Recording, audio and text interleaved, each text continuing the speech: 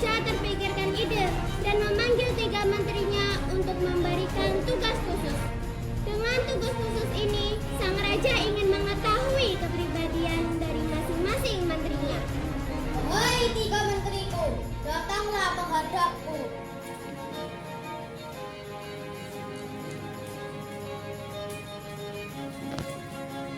Kami telah di sini siap menghadap Paduka. Wahai 3 menteriku, hari ini aku sengaja memanggil kalian bertiga.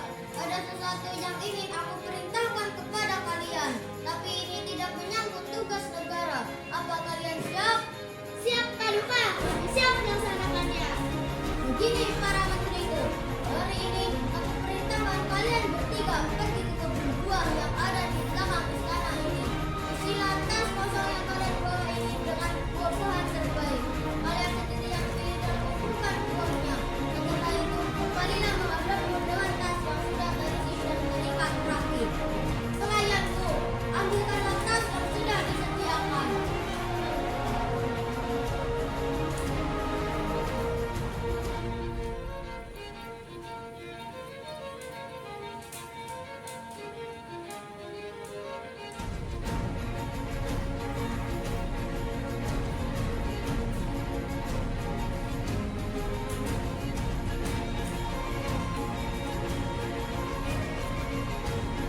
Singkat cerita, ketiga menteri itu langsung berangkat ke kebun buah yang terletak persis di belakang istana.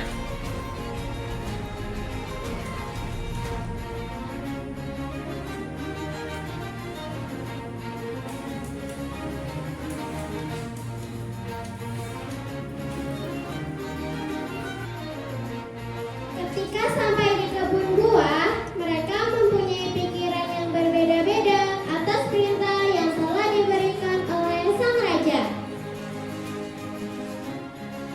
Meski raja tidak melihat, tapi ini adalah amanat yang harus aku jalankan dengan sebaik-baiknya.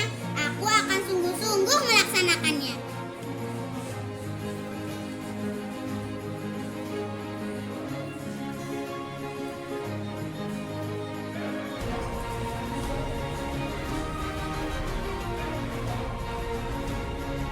Aku sebenarnya tidak keberatan sih dengan perintah raja, tapi aku malas.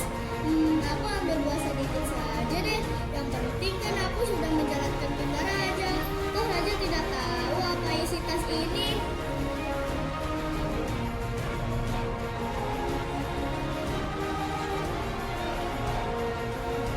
Ngapain capek-capek memilih, mengumpulkan, lalu mengangkat buah? Kan berat. Kalau ku isi daun-daun kering, ini kan jadinya ringan dan gak capek. Masa Mandri disuruh angkat tas berat-berat, ada-ada saja.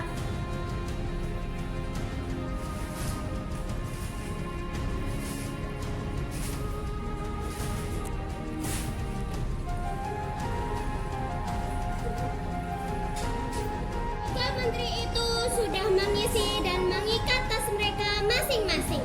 Mereka pun segera menghadap raja.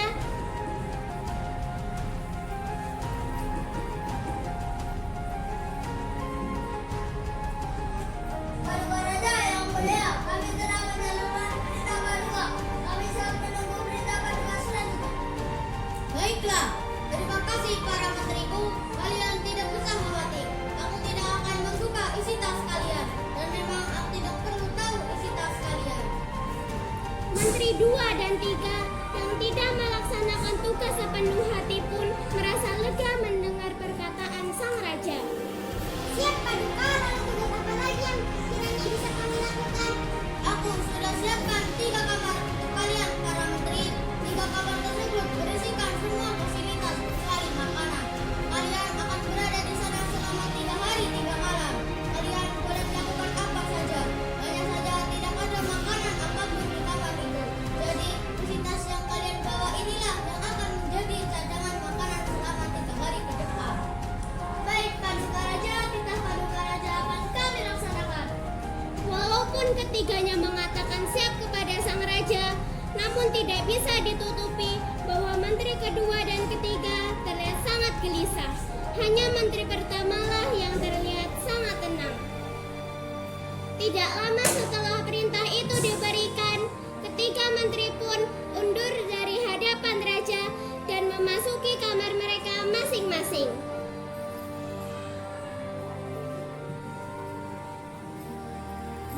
Meski mendapat kamar dengan fasilitas yang sama, namun nasib ketiga menteri ini sangat jauh berbeda.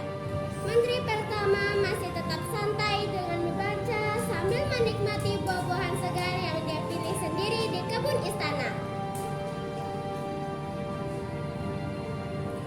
Dia merasa bersyukur sudah menjalankan perintah raja dengan baik. Ternyata kebaikan itu kembali kepadanya juga. Menteri kedua, meski membawa buah-buahan, tetapi buah yang dia bawa sangat sedikit dan tidak cukup untuk 3 hari. Karena ketika ia mengambil buah, dia merasa malas dan mengambil sesukanya saja. Kini dia mulai menyesali apa yang telah dia lakukan. Dan yang paling menderita tentu saja menteri ketiga. 3 hari dia hanya akan mengisi perutnya dengan dedaunan dan air. Dia sangat menyesal dengan kelakuannya sendiri.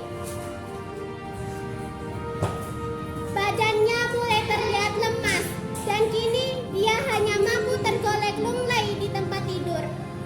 Demikianlah kisah raja dan 3 menteri dengan tasnya. Selesai. Dari cerita ini kita dapat mengambil pesan moral bahwa setiap manusia sama halnya seperti para menteri. Sudah diberikan sebuah buku yang perlu kita isi dengan perbuatan baik untuk digunakan kelak di akhirat. Bagaimana kita menghadapi kehidupan di akhirat akan bergantung dengan apa yang telah kita kumpulkan selama hidup di dunia. Apakah itu perbuatan baik atau perbuatan buruk yang dilarang oleh Allah Subhanahu wa Ta'ala. Semuanya akan mendapatkan balasan yang setimpal. Demikianlah kisah raja dan 3 menteri dengan 3 tas yang dibawakan oleh siswa-siswi tercinta kelas 4 Salman Al-Farisi.